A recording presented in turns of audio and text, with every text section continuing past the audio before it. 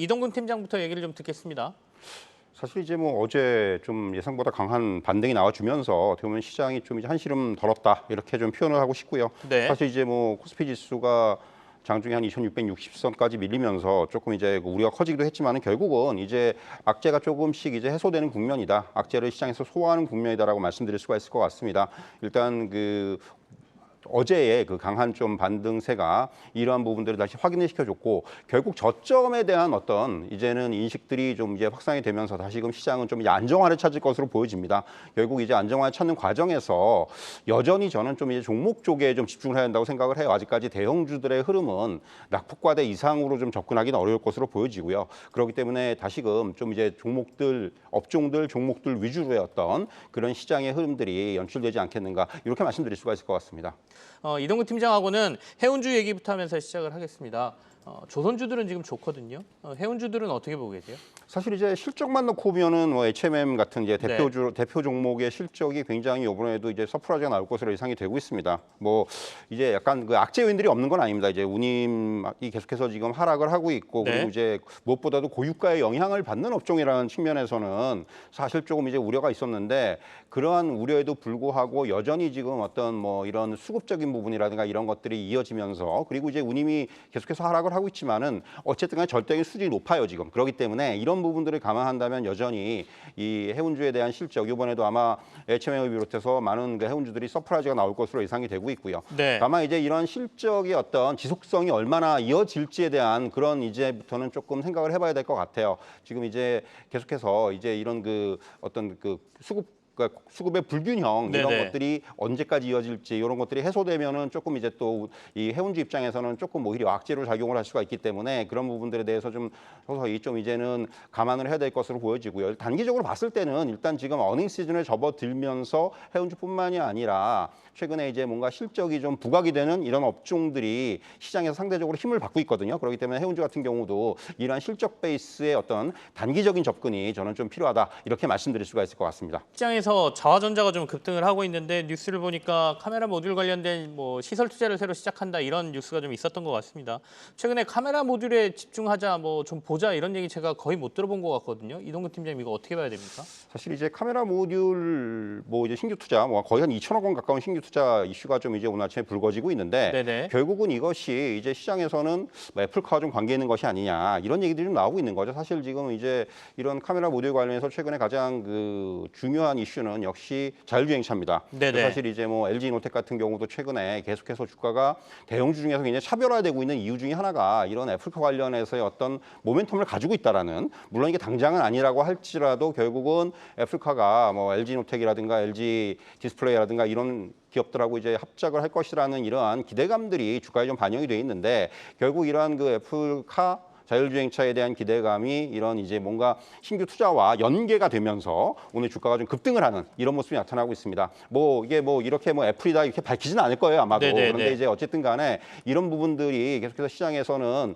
아마 뭐 어떤 좀 약간 테마성 그리고 이제 이런 재료성 이런 쪽으로 해가지고 계속해서 좀 부각이 될 수가 있기 때문에 이렇게 오늘 너무 급등을 하고 있는 뭐 주가를 따라잡기에는 좀 무리라고 생각을 하고요. 다만 이런 종목들에 대해서 이 카메라 모듈 관련주라든가 좀 자율주행차 관련된 이런 종목들은 향후에도 계속해서 좀 이렇게 눌림목이 나오든가 네. 아니면 이제 시장에서 뭔가 이제 얘기들이 나올 때마다 계속해서 주가의 흐름들은 뭐 이런 그 상승을 반복할 수가 있거든요. 그렇기 때문에 이런 종목들에 대해서는 꾸준한 관심을 가질 필요가 있다. 이렇게 좀 말씀드릴 수가 있을 것 같습니다. 오늘 자화전자 이제 너무 많이 올랐으니까 그렇고 애플카라든지 아니면 말씀하신 것처럼 자율주행과 관련돼서 또 달리 저희가 관심을 봐야 될 종목들은 또 어떤 게 뭐 있습니까? 사실 가장 이제 네. 앞에서 말씀드렸지만 그 중요한 종목은 LG노텍입니다. LG노텍은 네네네. 사실 주가가 좀 많이 올랐기 때문에 여러분들께서 많이 접근하시기는 뭐 쉽지가 않아요. 이게 최근에 뭐 대형주들이 많이 빠져 있는데 굳이 LG노텍을 사야 되느냐는 저도 이제 그런 말씀을 많이 들었는데 네. 그럼에도 불구하고 LG노텍 같은 경우는 앞으로 이제 가지고 있는 재료라든가 이런 부분들 뭐 전장에서의 어떤 기대감들 그리고 앞에서 말씀드린 대로 애플카와의 협력 이런 부분들을 감안한다면은 LG노텍이 향후에는 또 지금 물론 이제 주가가 많이 올라 있는 상황이지만은 이렇게 뭐 추격 매수보다는 눌림목에서의 매수라든가 이런 부분들로 인해 가지고 향후에는 뭔가 또 주가가 레벨업 될 수 있는 그런 어떤 그 재료들을 갖고 있거든요. 재료라든가 네. 그런 기대감들이 있기 때문에 LG노텍이라든가 이런 종목들에 대해서는 저는 중장기적인 관점에서 계속해서 볼 필요가 있다. 이런 말씀 드릴 수 있을 것 같습니다. 새 정부 출범 기대감에 연일 차곡차곡 오름세를 나타내고 있는데요. 오늘 우진과 오르비텍이 가장 두드러진 상승 보이면서 장중 8%까지 오르기도 했습니다. 현재는 좀 뉴스가 나오면서 윗꼬리를 달고 있는 상황인데요. 근데 방금 전 아까 염정 팀장님께서는 이 테마주가 조금 사그러드는 장세이고 이제 대형주를 좀 봐야 한다라고 말씀하셨는데 이동근 팀장님은 원전 관련주 어떻게 보시나요?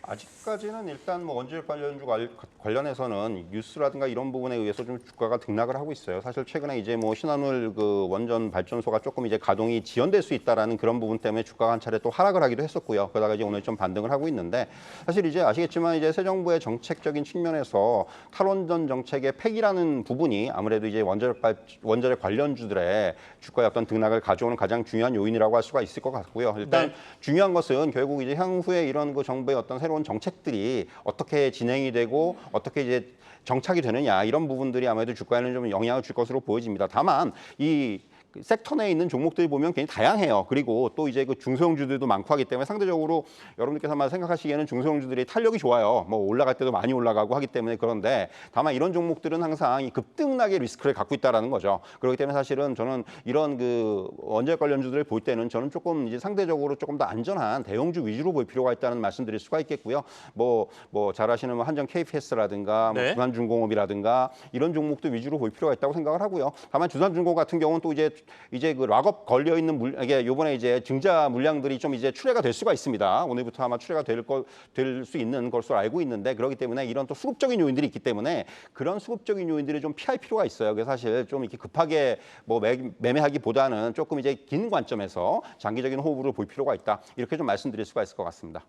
이동근 팀장하고는 그렇다면 이렇게 경기가 좋아지고 사람들이 벌이가 늘어나면 항공주 지금 풀어준다고 하고요. 티켓 많이 팔아라 이렇게 얘기하고 있고 오늘 미국에서는 여행주들도 좀 좋았거든요. 여행주들에 대한 국내 관심은 어떻게 봐야 되나요? 사실 최근에 이제 시장에서 좀 약간 소외가 돼 있었어요. 뭐 항공이라든가 여행주들이 조금 이제 무엇보다도 이제 중국의 뭐 봉쇄 장기화라든가 이런 부분들이 조금 약재로 작용을 하면서 사실 이제 굉장히 조금 소외가 돼 있었는데 그러다가 이제 오늘 항공주들이 조금 이제 반등을 하기 시작을 합니다. 사실 뭐 항공주들은 특히 이제 대표주라고 할 수 있는 대한항공의 실적은 여전히 좋아요. 물론 이게 이제 화물 가지고 계속해서 실적을 지금 견인을 하고 있는 판인데 아직까지 여객 쪽에서는 이제는 뭐 실적 회복의 초입 정도의 구간이다.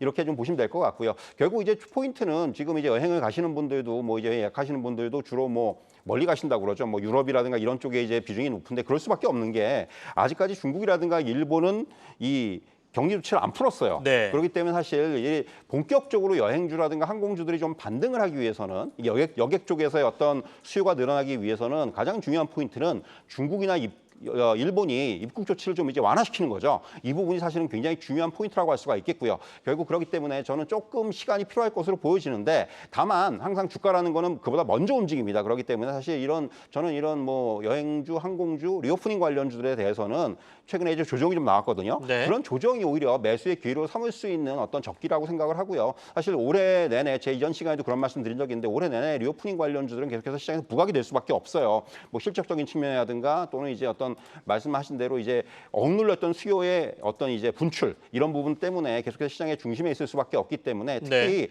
지금까지는 뭐 여러분들 아시겠지만 명품 소비라든가 이런 쪽은 계속해서 이루어졌습니다. 이게 재화 소비는 계속해서 됐는데 서비스 소비가 막혀 있었던 상황인데 이제는 재화에서 서비스로의 어떤 이런 소비 이전 현상들이 올해는 좀 본격화될 수가 있기 때문에 그런 쪽에서 저는 여행주나 항공주 같은 경우는 역시 마찬가지로 조정이 나올 때는 좀 적극적인 매수가 필요하지 않겠는가 이런 말씀 드릴 수가 있겠습니다. 사료 관련주들 정말 잊을만 하면 계속 올라오고 있는데 보유하고 계신 분들의 영역인 건 알겠는데 언제까지 보는 게 좋을까요? 이동근 팀장님. 사실 이제 현대사료는 최근에 뭐 여러분들도 많이 어떻게 보면 시장에서 가장 관심이 많았던 종목 중에 하나입니다. 워낙 급등을 하기도 했었고 그 이후에 또 이제 낙폭에 또 키우기도 했었는데 일단은 지금 뭐 이제 지금 앵커께서 말씀하셨지만 사실 이 종목은 이제 보유자의 영역이에요. 사실 이 종목을 다시 지금 뭐 접근하는 게 쉽지는 않습니다. 주가 수준 자체도 너무 많이 올라와 있고 그리고 이제 무엇보다도 이제 중요한 것들은 뭐 이런 종목들은 철저하게 테마성으로 움직이고 있고요. 물론 이제 아직까지도 뭐 원자재 가격이라든가 또 이제 뭐 이런 곡물 가격이라든가 이런 쪽에서 이슈는 아직까지 남아 있죠. 사실 뭐 유가가 또 대상승을 하고 있고 뭐 이런 흐름들이 단기간에 끝날 것 같지는 않은데 다만 이 주가라는 측면에서는 너무 빨리 많이 반영이 돼 있는 겁니다. 그렇기 때문에 이런 부분들이 일단은 지금 오늘 같은 경우도 이제 최근에 어떤 하락이라든가 이런 부분에 대한 어떤 이제 반발 매수세 그리고 이제 자율 반등의 어떤 그런 분위기라고 볼 수 있겠고요. 그렇기 때문에 이런 종목들은 사실 저는 철저하게 좀 보유자의 영역이고 그리고 정말 매매를 잘하시는 분들의 어떤 트레이딩의 영역이다 이렇게 말씀드릴 수가 있을 것 같아요. 일단 뭐 저는 이게 뭐 이런 종목들 뭐 좋아하시는 분들 있지만은 네네. 신규 접근이라든가 이런 부분들은 조금 보수적인 관점에 접근할 필요가 있다 이렇게 말씀드릴 수가 있겠습니다. 네네. 일단 지수가 지금 대형주들 위주로의 어떤 시장의 변화가 나타나기에는 수급적인 측면이라든가 또는 이제 시장에 아직까지 남아있는 어떤 여러 가지 좀 부정적인 이슈들에 대한 그런 영향력이 있기 때문에 그런 부분들은 조금 더 지연될 것으로 보여지고요. 그리고 이제 무엇보다도 단기적인 시장의 접근은 철저하게 저는 세 가지 포인트를 잡아야 된다고 말씀드릴 수가 있겠는데 저가, 네. 낙폭과대 그리고 시장의 좀 조정을 이용하는 전략. 그러니까 어제같이 뭐 지수가 급등을 한다든가 이런 시장에서 또 무리하게 추격 매수하기보다는 오늘처럼 조정이 나올 때 매수를 하는 이런 전략이 지금은 좀 필요하다고 말씀드릴 수가 있겠고요. 무엇보다도 최근에 조정을 겪으면서 다시금 좀 가격 메리트가 발생하는 업종이라든가 종목들이 좀 늘어나고 있다라는 거죠. 이런 종목들에 대해서는 계속해서 좀 이제 관심을 가질 필요가 있다고 생각을 하고요. 앞에서 염영팀님도 말씀해 주셨지만 저는 지금 일단 이런 종목 장세가 이어지겠지만은 철저하게 그 기본에는 좀 실적이 깔려 있어야 된다. 네. 당분간은 이제 실적 발표 시즌이 계속해서 이어질 것으로 보이기 때문에 이런 실적에 따라서 주가의 등락이 좀 이제 차별화가 될 수가 있어요. 그래서 지금은 실적에 기반한 좀 종목 중심의 접근이 필요하다. 이렇게 좀 말씀드릴 수가 있을 것 같습니다.